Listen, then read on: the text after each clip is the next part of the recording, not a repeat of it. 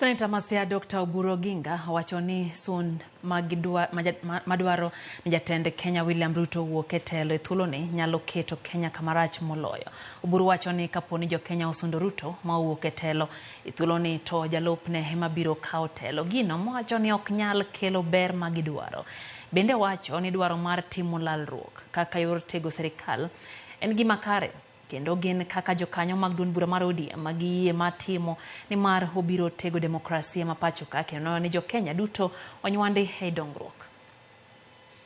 We as ODM, we have our policies, and ODM has decided to go for talks to negotiate in a wider so that the next government being formed after this cabinet has been dissolved is a government of national unity. And we want to find inclusion because largely the rest of Kenyans, apart from the two communities, have been excluded.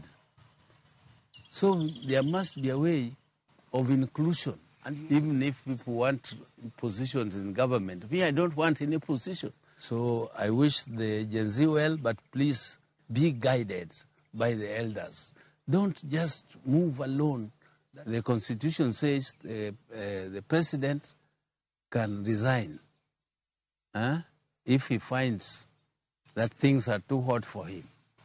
But if he resigns, the result is that his deputy takes over. And I don't know whether Gachagua is better than Ruto. To me, they are all the same. And Gachagua is even worse in my view. Because he talks about shareholding. We has turned our country into a shareholding company.